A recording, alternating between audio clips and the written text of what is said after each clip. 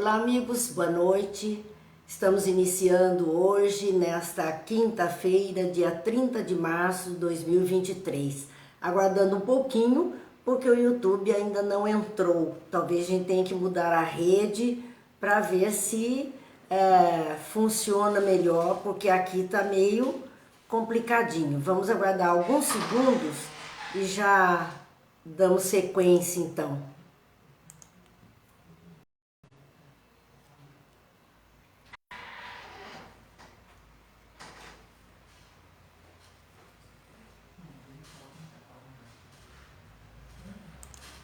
Bem, vamos lá meus amigos, muito boa noite, Jane, Júlio, seu Antônio, Ivete, Brígida, Carolina, Célia, Isabel, Adélia, sejam todos muito bem-vindos, Gil também chegando, parece que o YouTube ainda não entrou, foi restaurada a nossa conexão, então fazemos voto que esteja tudo bem. Ainda não entrou pelo que nos parece aqui, mas nós vamos seguindo, hoje como dissemos, quinta-feira, 30 de março de 2023, e nós estamos na noite de hoje estudando a obra Vida Plena, de Joana de Ângeles. O capítulo é o capítulo 23, que tem como título Crê, sou eu. Né? É uma fala de Jesus. Mas nós ainda tínhamos um finalzinho do capítulo 22, que é o Ser Leal. Esse capítulo nós vamos concluir também. Então agradecemos muito, o Sérgio também chegando aqui conosco. Eu tenho a impressão, gente, que não sei por que razão, mas o YouTube está ali, me parece, travado. Então nós vamos seguir pelo Face e depois qualquer coisa a gente posta lá e os amigos nos perdoem, mas não está dando para a gente conseguir rodar ali. Vamos iniciando com a nossa prece, como sempre fazemos, e depois damos sequência então às nossas reflexões. Pai de bondade, que a sua luz e a sua paz nos envolva, que as suas bênçãos, Pai, descendo sobre nós, ilumine as nossas consciências, apacente os nossos corações, fortalece em nossas almas, Pai, a fé e a esperança, de tal sorte que consigamos caminhar com equilíbrio, com alegria, com esperança no coração, para dias melhores em nosso existir. Abençoa-nos, Pai, abençoa-nos, Mestre, hoje e sempre, que assim seja. Então vamos dando continuidade. Lena, boa noite, também chegando aqui, e nós agradecemos, como sempre, a companhia, Cazuco. Agradecemos muito, porque é isso mesmo que dá sentido para nós aqui nas nossas tarefas, que precisamos dar conta, claro, e os amigos fazem parte dessa jornada que estamos empreendendo de estudos e reflexões. Vamos lá então. No finalzinho do capítulo 22, o Ser Leal, faltou apenas uma conclusão de Joana de Ângeles, onde ela falava dessa lealdade ao conhecimento, aos ensinos. O nosso comportamento é que reflete a lealdade àquilo que abraçamos como verdade. Assim, dizia Joana de Ângeles, deve ser a existência do espírita cristão, leal à sua doutrina filosófica, que se encontra íncita na codificação kardeciana. Então, o que é que Joana de Ângeles está dizendo? O comportamento mais cristianizado, mais de conformidade com os ensinos de Jesus, com as recomendações dos espíritos superiores, é o que se espera do espírita cristão. Essa expressão é muito interessante, porque Emmanuel surgiu com essa expressão, Joana de Ângeles vem reafirmando, Chico Xavier sempre se declarava um espírita cristão. E é um fato, né? Porque são os espíritas que procuram um maior apoio, uma base de apoio muito maior na construção da conduta moral, na modificação interior, na construção da conduta moral. Então essa é a forma de identificação. Outras criaturas que se dizem espíritas abraçam a parte filosófica, a parte científica e se desvinculam da moral, muitas vezes esquecidos do Cristo. Mas a doutrina tem um tríplice aspecto. Não dá para ter apenas dois pontos de vista. Ela é constituída da ciência, da filosofia e daquela tradição religiosa que estabelece a conduta moral. Então, Joana de Ângeles nos falava exatamente deste comportamento mais harmonizado com o Cristo, que é o que se espera do espírita cristão, que segue a doutrina filosófica contida na codificação kardeciana, fixando no imo os postulados do Cristo. Na tua crença imortalista triunfarás leal à verdade e a ti mesmo. Então a recomendação é essa: se nos conseguirmos fixar o nosso olhar e a nossa vontade de agir de conformidade com aquilo que Jesus ensinou, os postulados do Cristo, e a crença na imortalidade, né, porque temos testemunhos suficientes para isso, ela diz: triunfarás leal à verdade e a ti mesmo. Então nós manteremos a lealdade à doutrina espírita, ao ensino dos espíritos, nesse tríplice aspecto, e a nós mesmos, que abraçamos essas verdades como referências de nossa vida. Bem, eu não sei o pessoal do YouTube, mas na minha transmissão o YouTube não entrou, ele ainda está tentando inicializar. Não sabemos a razão, mas aqui nós estamos seguindo no Face. Então, Joana de Ângeles vai concluir essa página do Ser Leal com 3 pontos de reflexão. O primeiro, ela vai observar algo tão interessante que nós poderíamos aplicar aos dias atuais, a nossa vida em sociedade. Ela diz: como pode Jerusalém transformar-se no inferno de crueldade, ódio e aberração após o domingo, quando recebeu Jesus com ramos e cantos ao entrar pelas suas portas e com os seus? Quer dizer, houve um momento na história de Jerusalém em que Jesus adentra aquele ambiente com os seus discípulos, os seus apóstolos, e ele então inicia um trabalho de pregação, de ajuda. É o chamado para nós hoje Domingo de Ramos. Então, na época da Semana Santa, nós temos o Domingo de Ramos, que inicia a Semana Santa, que vai concluir lá na sexta-feira, chamada Sexta-feira da Paixão, e o sábado, aleluia, o Domingo de Páscoa.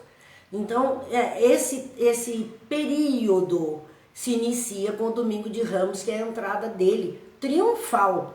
Aí ela diz: como pode? Ele entrou triunfal, ele entrou aclamado, colocaram ramos, fizeram um tapete de ramos para que ele pudesse entrar, entrou como um vitorioso, e no entanto, em poucos dias, né, aquele local se transformou num reduto de ódio, de aberração, de crueldade, para com ele e para com todos aqueles que o seguiam. Mas como pode isso? Essa virada no comportamento humano. Ora recebe com os louros da vitória, para em seguida prejudicar a criatura. Como foi possível ninguém se erguer a seu favor, considerando os imensos benefícios dos seus atos públicos? Quer dizer, como pode? Ninguém defendeu Jesus. Naquele momento que ele está ali, Pilatos perguntando se era ele ou era Barrabás, porque era o hábito soltar um ladrão, ele ganhava o indulto e sairia livre, um prisioneiro. Então colocaram os 2 prisioneiros ali, Jesus, que nada tinha feito, e Barrabás, que era um ladrão conhecido de todo mundo, assassino, conhecido de todo mundo. Como pode que aquele povo aplaude o ladrão, clama que ele seja libertado para estar de novo no meio deles e de novo roubar e de novo matar, deixando Jesus, que era o inocente, sofrer todos aqueles padecimentos e terminar crucificado. Mas como pode? Como foi possível as pessoas esquecerem os benefícios que Jesus tinha feito?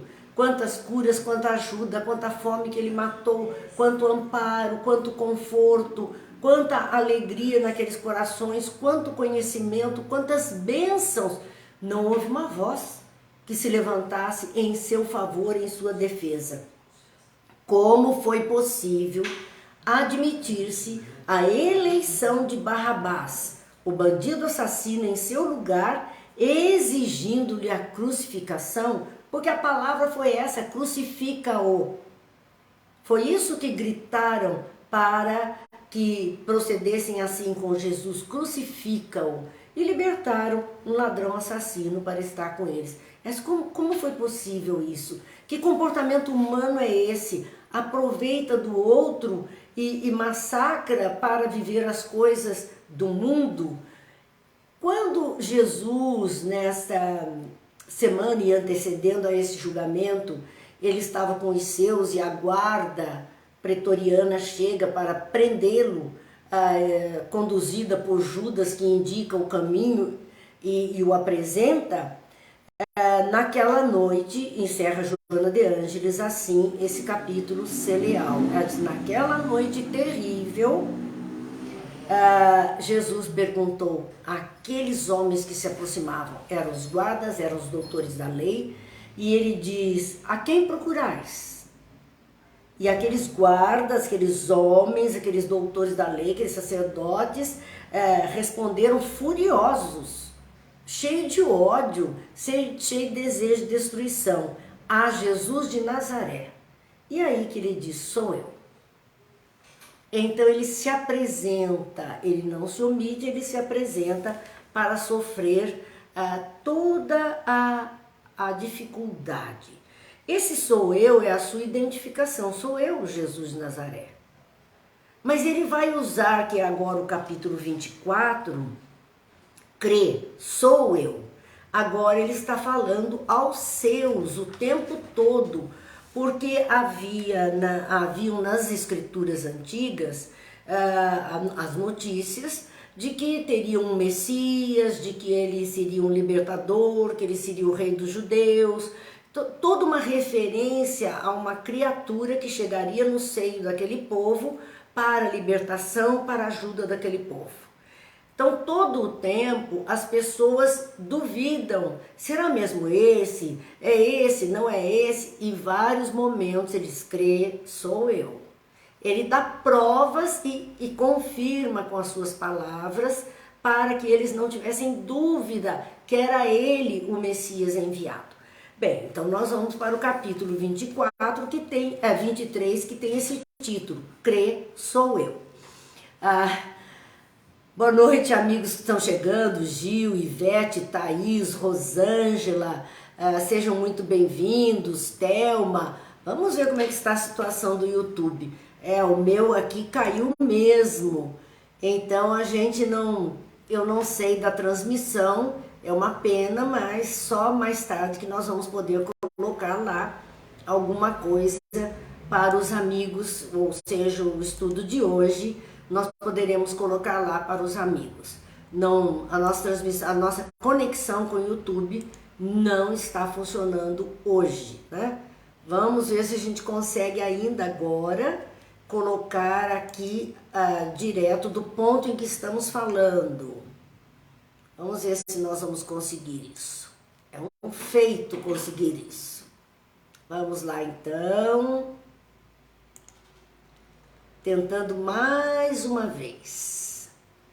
Vamos deixar para ver se ele destrava, que os amigos já tinham colocado uma nota aqui. Ele está, olha que beleza, está entrando no YouTube. Vamos ver, vamos ver. Nós vamos deixar lá para os companheiros que assistem por lá. A Adélia lá no YouTube, que é a nossa companheira que assiste, pedindo para adicionar no Face. Ela disse, eu não posso comentar lá, nada posso comentar lá. Adélia, agora eu não posso fazer isso por você, mas eu vou fazer e fica tudo legal, tá bom? Fica certo, a gente consegue melhorar um pouquinho. Mara, seja bem-vinda, Sebastiana também. E a gente agradece mesmo a companhia e a paciência, o entendimento de todos. Vamos para então o capítulo 23, Crê Sou Eu. Este capítulo, Joana de Ângeles vai falar da fé, da fidelidade, fé como fidelidade, fé como estrutura religiosa de transcendência, como ligação da criatura com o Criador, enfim, ela vai trabalhar o tema fé.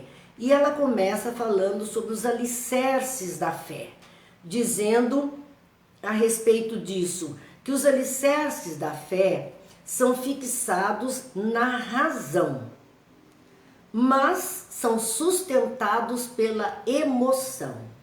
Então, a fé, ela vem através do nosso conhecimento de algo que entendemos como verdadeiro, então a nossa razão aceita aquela condição, mas ela se estrutura, ela se sustenta a partir daí pela emoção, pelo coração, pelo como a pessoa se sente dentro daquele quadro em que ela opta por se experienciar no território da religião, da fé, da expressão de fidelidade.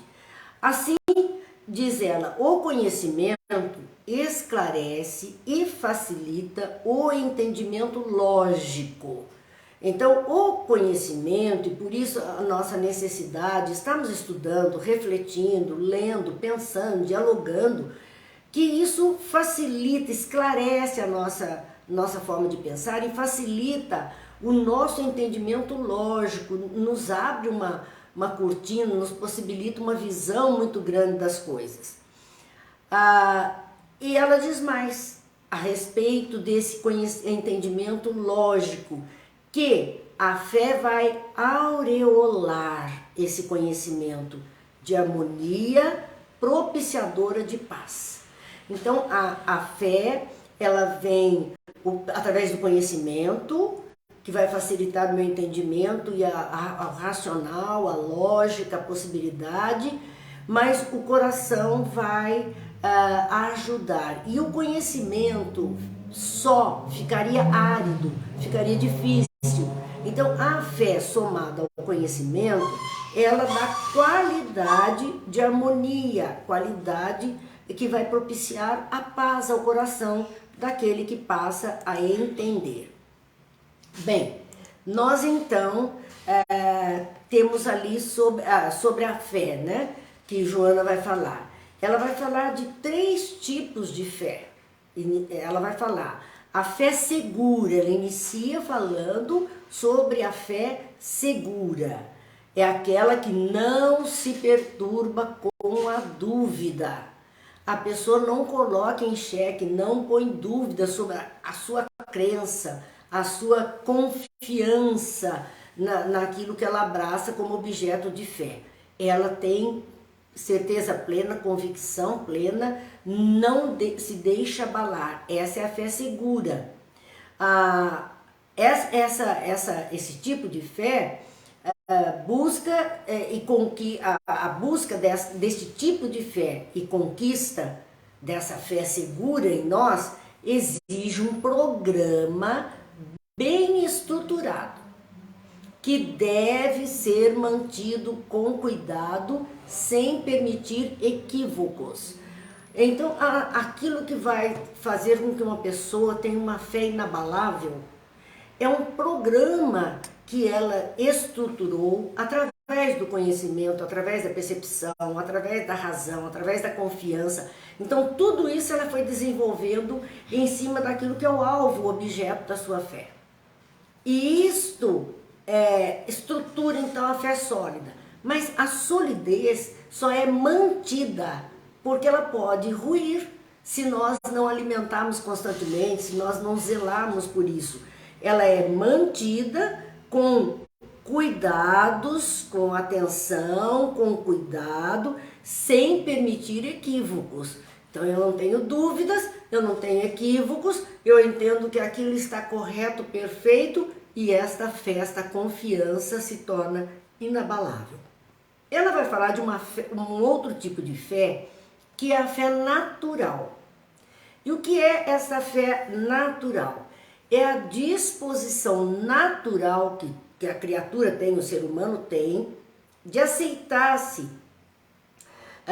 aceitar um fato sem exame detalhado, sem exame, sem dúvidas frequentes. Então ela confia espontaneamente, ela não precisa se aprofundar, ela aceita com naturalidade aquilo que está sendo trazido até ela e não duvida, ela confia. Estruturou a fé em cima de tudo que ele pôde somar como alicerce. E ele cuida para ter esta fé segura.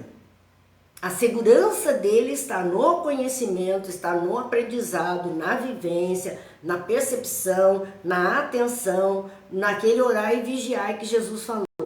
O outro tem uma fé natural. Aceita simplesmente e não tem medos, não tem dúvidas frequentes. Há momentos que ele pode até dizer assim, mas será mesmo? Não sei, talvez, quem sabe. Ah, mas bobagem. Deus é quem sabe e a gente vai em frente e está tudo certo. Então, é desta forma que essa fé natural, espontânea na criatura surge. É confiança. Vamos pensar num bebezinho, numa criança pequena.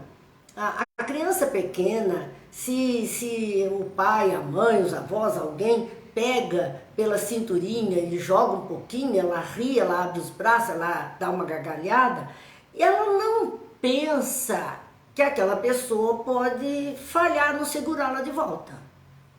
Ela não pensa. Ela simplesmente confia. Essa é uma fé natural. Ela nem pensa, ela confia, joga para cima, joga para baixo, roda para um lado, roda para o outro, ela está ali tranquila, se sentindo em mãos seguras. Ela confia. Mas, se ela cresce um pouco, ela começa a ir, mas será mesmo que esse vai conseguir me segurar? Será mesmo que não vai falhar? Será mesmo? Aí vamos supor que esta criança vai fazer um tipo de atividade artística que exige um parceiro que vá fazer, jogar, vá puxar, vá arrastar de alguma forma numa apresentação. Ela não se entrega tão fácil. Ela primeiro vai ver o ambiente, o meio material, se tem uma rede de segurança, se tem ali um acolchoado, um tatame, alguma coisa que proteja. Então, agora ela não tem mais aquela fé espontânea. Agora, o pensamento dela é uma fé mais segura. Estou confiante porque já está tudo estruturado para dar tudo certo. E eu confio porque treinamos muito, eu sei que vai dar certo e fim. Então é uma outra condição. Boa noite, Silvio, Mara, a Célia dizendo para nós do recado, a Adélia, Sebastiana, Sônia Maria, muito boa noite, seja muito bem-vinda e nós agradecemos a companhia de todos. E ali, Joana de Ângela vai falar de um terceiro tipo de fé, que é a fé racional. Então, esta fé racional é a disposição elaborada mediante os fatos que lhe facultam a exigência, a existência, perdão. Então, o que é isto? Esta aqui, agora, ela sabe, ela já estruturou tudo em volta e ela sabe que vai dar certo. Ela sabe a resposta, porque tudo está organizado de tal forma que o resultado é aquele que ela espera. Resiste às teorias que se opõem, ela resiste às teorias que se opõem. necessita de frequentes cuidados a fim de permanecer irretocável. Então, para que esta nossa fé racional permaneça firme diante dos eventos na nossa existência, dos fatos que nos circundam, dos acontecimentos, para que ela se mantenha firme, ela tem que estar sempre cuidada, alimentada. E como é que nós vamos alimentar esta fé racional? Através do conhecimento. Eu vou averiguando as possibilidades, a visão vai se ampliando, a gente vai tendo algo mais adiante para pensar sobre isso. E ali então nós vemos essa fé racional, necessita de frequentes cuidados a fim de permanecer irretocável, vai ficar firme, vai ser precisa, mas porque ela está respaldada em fatos. Necessita de reflexões constantes em torno do seu conteúdo, com análise sempre atual de experiências que apresentam outras interpretações. Então nós vamos ver o seguinte: necessita de reflexões constantes em torno do seu conteúdo. Então, no que eu creio, no que eu tenho comigo como o ideal, como algo a ser atingido, no que eu confio, naquilo que eu estou tendo como base para a minha fortaleza, eu preciso sempre refletir sobre esse conteúdo, sobre este conteúdo, com análise sempre atual de experiências que apresentam outras interpretações. A doutrina espírita, o quesito da filosofia espírita, toda contida em O Livro dos Espíritos, ela foi organizada, essa filosofia, na forma de perguntas e respostas didaticamente separadas em conteúdos similares em blocos. E cada bloco, com um tanto de perguntas e respostas, compõe ali a sustentação de um tema. Mas nós temos que constantemente estarmos atentos a diálogos, a conversações, a reflexões, a seminários, a estudos, a outras obras, a eventos que acontecem no nosso dia a dia, em nosso derredor.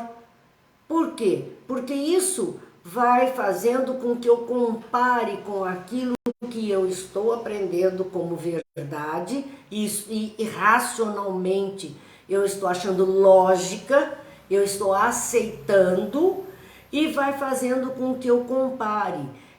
Não se muda, nós não conseguimos mudar o cerne das questões trazidas pelo mundo espiritual, das respostas trazidas pelo mundo espiritual às questões feitas por Kardec.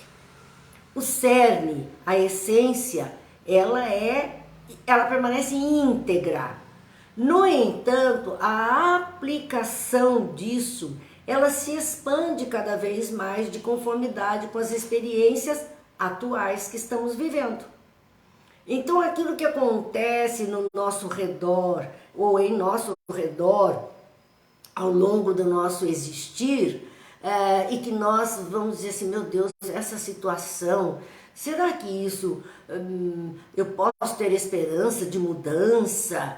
E aí eu vou lá na Lei de Progresso, e vou ler um pouco sobre a vida em sociedade, e de repente eu vejo que as coisas estão ali escritas, foram escritas para uma época, e hoje nós podemos ampliar todos os conceitos que estão ali contidos, mas não mudamos os conceitos em si, a base está toda ali. Então, cada vez mais, isso faz com que a minha fé, a minha aceitação, a minha concordância com aquela exposição de assuntos que nutrem a minha alma e minha consciência, elas se fortalecem. Não adianta eu querer ler um tema espírita presa lá no século XIX, como se aquilo acontecesse só lá no século XIX. Eu tenho que aprender a trazer aquilo para o meu dia a dia. Mesmo nas leituras do Evangelho, dos ensinos, nós temos visto as cartas de Paulo, a gente tem feito isso. Nós vamos lá ao momento vivido. O que estava acontecendo? Era isso, aquilo e aquilo se aplicava nessas condições que era o estilo de vida da época. Dá para trazer e aplicar o mesmo conceito de bem viver nos meus dias atuais? Claro que dá. Mudou muita coisa? Talvez na questão material, sim. Mas na questão moral do homem, não mudou tanta coisa. Os comportamentos são semelhantes daquele ser de 2000 anos atrás aos de hoje. Nós acabamos de ver aqui o questionamento de Joana de Ângeles a respeito do comportamento das pessoas com Jesus, no momento que ele é traído, que ele é entregue nas mãos daqueles soldados enfurecidos por estarem pautando o seu existir por outros caminhos, outros ideais materiais que não os espirituais que Jesus trouxe, que ele é então naquele momento julgado e colocado ao lado de um criminoso, de um ladrão assassino, e o povo opta pelo ladrão assassino, dizendo que crucificasse Jesus, e o detalhe desse crucificam é que a morte na cruz era a mais infamante. Era a pior coisa que um condenado podia sofrer. Era mais degradante para a pessoa. Era ela ser colocada ao rés do chão como pessoa. Era mais digno morrer pela espada, pela lança, pelo martírio, o fogo, a fera. Era mais digno do que a crucificação, porque a crucificação era uma morte lenta, mais lenta, muito sofrida, que era destinada aos bandidos, aos perigosos, aos ladrões, aqueles que de alguma maneira lesaram a sociedade, fizeram mal às pessoas e agora mereciam morrer devagarzinho, passando mal. Essa foi a morte e era colocada ainda para fora dos muros de Jerusalém, como se fosse a escória do mundo. Não pertencesse mais, foi excluído daquela sociedade. Tudo isso era muito doloroso para a pessoa e para a família da pessoa. E Jesus foi condenado a isso. Agora, nós temos dúvida que isso ainda acontece no mundo? Não. Esse comportamento humano está aí na pauta dos nossos dias. Então, não temos dúvida que ele ainda acontece. Em situações, talvez, ninguém vá colocar uma cruz e pregar o outro na cruz agora. Mas existem tantas cruzes diferentes dessa crucificação, mas que sim, são cruzes de peso muito grande para as criaturas. Então está lá, acontecendo o fato. Mas, meu Deus, então não terá jeito esse povo, a sociedade, a humanidade não tem jeito? Como dissemos, tem. Os Espíritos já disseram que tem. Jesus tinha certeza que tinha, senão ele nem teria vindo. Dissemos, havia crucificação, haviam chicotadas, havia esse escárnio com situação dolorosa. Hoje, crucifica-se de forma diferente, através de valores morais, coloca lá um outdoor com a fisionomia do outro e de alguma forma coloca os crimes dele listado. É uma execração pública, mas é ainda, só que um tanto menos sofrida fisicamente falando, não moralmente falando, mas fisicamente falando, do que aquela de um passado. Não queremos mais ver sangue jorrando, não precisa disso. Esse sangue como a verter de um corpo humano, não. Mas se queremos ver assim, queremos ver os podres daquela alma sendo colocados ali em público. Ainda é uma forma. Então mudamos em alguns pontos, amenizamos em alguns pontos. A grande maioria hoje não concorda, se levanta em favor daquele que nós entendemos que não merece passar por aquela dificuldade. Então as pessoas já se levantam, fazem a defesa, mas existem os traidores, existem os enganadores, ainda existem. Porque a nossa evolução moral é muito mais lenta do que a evolução material. O nosso racional é mais rápido do que o nosso emocional ou sentimental. Esse é o tempo. Muitas vezes é a própria dor, a dificuldade que vai fazer despertar esses sentimentos mais nobres da alma. Por agora, estamos mais perto dos instintos e por isso as coisas materiais nos atraem muito mais e as nossas reações também se fazem no campo material muito mais do que as coisas espirituais. As coisas que são verdadeiramente da alma e dos sentimentos. Mas estamos muito lentamente progredindo. Estamos progredindo, parados não estamos. Nenhum de nós está travado no mesmo lugar. Cada um poderá andar na velocidade que quiser. Às vezes precisamos dos empurrões da vida, quase vamos de tropeço, de boca no chão, mas vamos. Aí saímos correndo, aí tomamos um embalo, outras vezes relaxamos um pouco. Enfim, nós estamos dentro desse quadro. E Joana de Ângeles então falava a respeito disso, que a nossa fé racional, então essa que faz com que a gente abra os olhos, preste atenção e creia porque tem certeza. Perguntaram uma vez para Divaldo Pereira Franco: o senhor acredita mesmo na reencarnação? Ele disse: não, eu não acredito, eu sei da reencarnação. É essa fé racional. Eu sei, porque eu tenho observado, porque eu sei do fenômeno, porque eu sei como acontece, porque eu tenho a pesquisa, porque eu me calço de informações. Então eu não acredito, eu sei. Essa é a fé racional, onde sabemos, né? Sabemos, temos a confiança plena.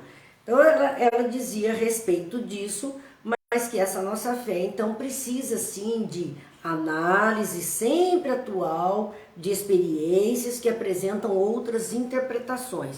Então, quando surgirem interpretações também diferentes a respeito daquilo que nós já sabemos, que nós já conhecemos, e de repente vem lá, né, umas ideias meio tresloucadas no meio da história, o que é que ela está pedindo? Análise sempre atual de experiências que apresentam outras interpretações. Eu vou analisar, vou parar e vou dizer: espera um pouco, como é que é mesmo isso que estão falando? Tem lógica? Tem sentido? Merece crédito? É a crítica. É aí que nós vamos nos firmando cada vez mais. Então a gente não embarca em qualquer canoa mais. A gente está espertinho, já não compra, não come com farinha, não está comprando gato por lebre. Então nós estamos mais atentos. É a este comportamento que nós somos convidados a tudo na vida. Temos mais atenção na vida, mais observação, mais capacidade de entendimento dos fatos que a vida então está nos trazendo. Assim, continua ali Joana de Ângeles a nos dizer: o avanço da ciência em várias áreas oferecem explicações lógicas e demonstrações que colidem com as crenças que normatizam o comportamento humano. Então nós temos, a humanidade vem se desenvolvendo e o comportamento dos seres humanos estão muito atrelados aos quesitos de normas estabelecidas, especialmente pelas crenças desenvolvidas. Essas crenças normatizam, ou seja, dão as normas, dão as diretrizes do comportamento. Então, crenças foram surgindo ao longo do tempo e determinavam o comportamento daquela sociedade. Diziam como aqueles seres deveriam se comportar. Então, ela diz, o avanço das ciências que surgem toda hora no mundo e provam de tal forma ou de outra, em várias áreas, e trazendo explicações lógicas, experimentos, comprovações. A ciência trabalha com métodos de pesquisa e colidem muitas vezes com essas crenças que normatizam o comportamento humano. Dá de frente. A ciência não é possível. Olha, nós estamos neste nível, com esta situação. Isto que você está fazendo uma vida inteira, vem dizer. Eu gosto muito de lembrar as nossas crenças de infância. E aqui a gente já falou várias vezes sobre isso, mas eu acredito que pelo menos a turma da terceira idade vai lembrar muito bem disso. Nós tínhamos como crença na infância de que, por exemplo, não podíamos chupar manga e beber leite, porque era veneno, morria. E quem de nós desafiava uma coisa dessa? O dia que a gente... Aqui em casa tinham várias mangueiras. Eu colhia a manga e dizia, mas hoje eu tomei leite, não posso chupar. Guardava, olhava a manga o dia inteiro esperando o dia seguinte para poder chupar. Por quê? Porque acreditava que aquilo era um veneno e matava.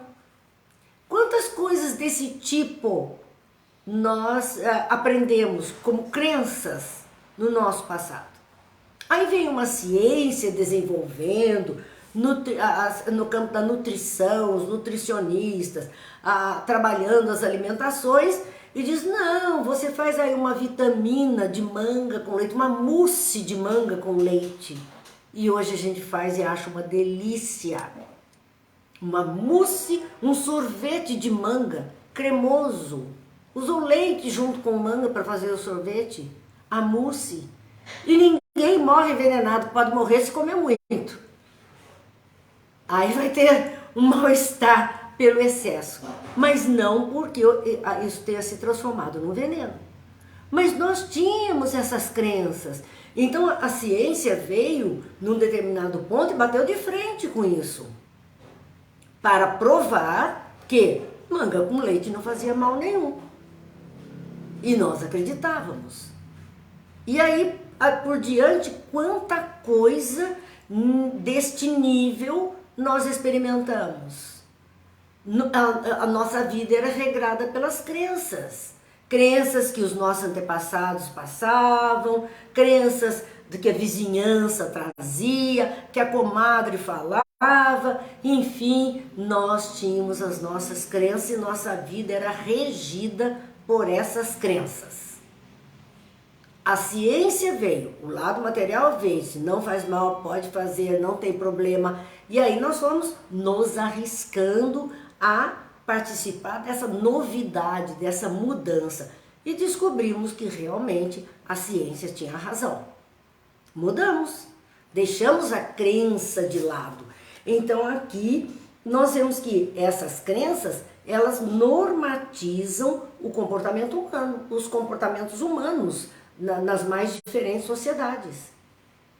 Aquilo que ela crê, ela não passa. Eu sempre falo de filme, e tem um filme que vai falar muito bem dessa história da crença, que se chama A Vila, Village.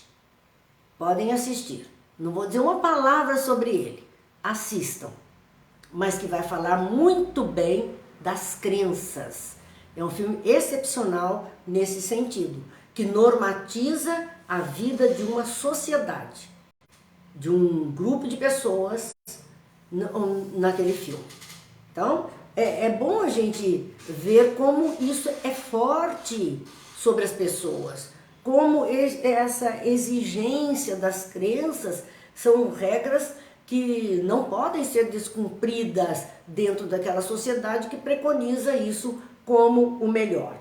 Assim, continua então Joana de Ângela a falar a respeito das crenças, dizendo: as crenças devem ser debatidas fraternalmente, de modo que possam confirmar os credos existentes ou abram novas perspectivas para aceitação. Olha que convite interessante. Vamos debater o que eu creio, o que você crê, fraternalmente.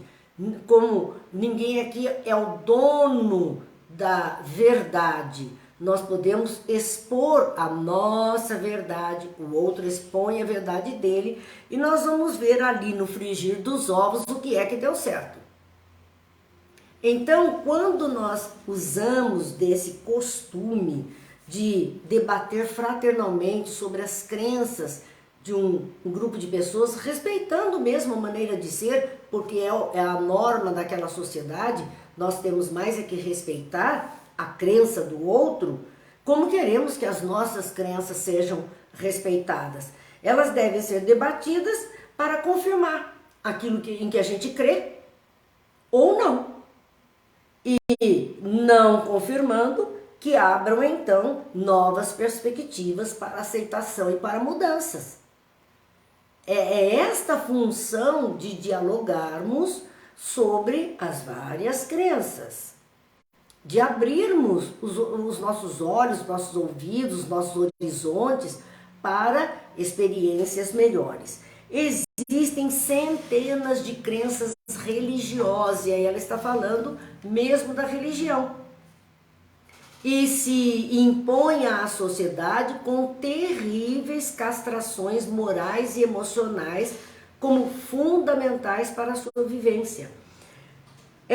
As religiões, de um modo geral, as crenças religiosas, né, que foram surgindo, elas foram estabelecendo ritos, elas foram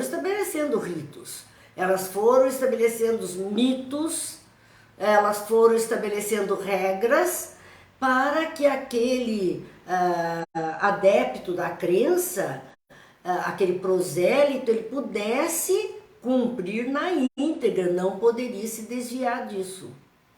E muitas delas, sim, vieram com essas castrações morais. Havia pecado por pensamento e obra, né? Nós sabemos disso. Então, até questão dessa culpa enorme por pensamentos, por questões de sentimentos diferentes, e a pessoa se acabar por causa disso. Castrações morais e emocionais. Muitas delas como fundamentais para viver aquela crença. Então, eram regras para viver aquela crença. Nós vamos ver, no comecinho do cristianismo, eu acho que está na Epístola dos Gálatas, uma fala de Paulo para a igreja, dizendo a mulher não podia, não teria vez na igreja.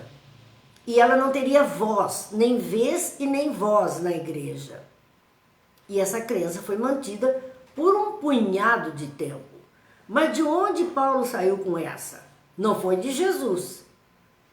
Porque Jesus estava cercado de homens e mulheres todo o tempo. De onde ele trazia? Do judaísmo, do comportamento dentro dos templos judaicos, onde ficariam separados mulheres e homens, o comportamento da sociedade judaica de época, onde a mulher vivia à sombra do homem, ela realmente não podia aparecer em nada. Ele levou isso como uma crença para aqueles que queriam seguir o cristianismo nascente. Entre outras tantas. Entre outras tantas.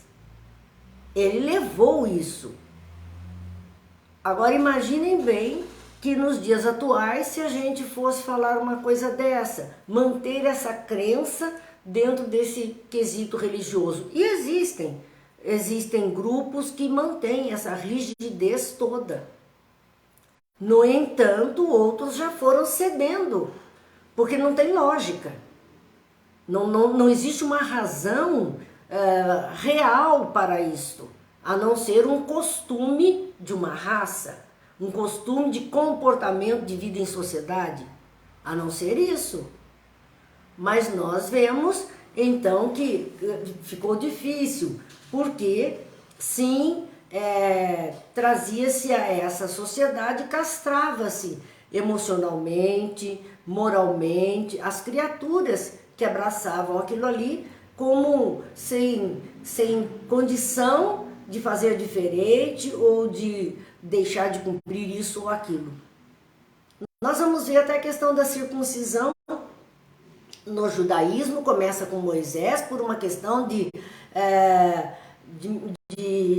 sanitária, né? Uma questão de doenças sexualmente transmissíveis. Então Moisés usou desse costume para evitar uma série de doenças naquele povo que estava seguindo com ele pelo deserto. Isso entrou como uma crença, uma regra para estar naquele povo. Nós vamos ver sim que Paulo, muitas vezes, ele, para os iniciados que estavam dos gentios, né, que aderiram ao cristianismo, ele dizia que era melhor passar pela circuncisão, embora isso não fosse, agora ele já dizia, não fosse uma questão do cristianismo nascente, mas é porque se um desses fosse pego por um judeu, ele seria observado se era ou não verdadeiramente judeu e se livraria ou não de um castigo. Então vejam quanta coisa aconteceu, quanta coisa existiu e existe nesse aspecto, que a gente fica muitas vezes ainda pasma no mundo de século XXI. Existem redutos na face da terra com comportamentos bem acirrados nesse aspecto. São vítimas do medo, aceitas sob injunções dolorosas, porque ameaçadoras. Porque é isso, se você não fizer assim, você está condenado para o inferno. Se você não agir desse jeito, quando a gente também era criança, a gente via assim, se você disser uma má palavra, papai do céu vira o rosto. E a gente ficava muito preocupado com isso. Né? A gente ficava preocupado. Porque, imagine, então era pelo medo que não falava, que não fazia. O medo é uma forma de governar o outro facilmente. Colocar o medo na história como regra, estabelecendo regras para a vida dele.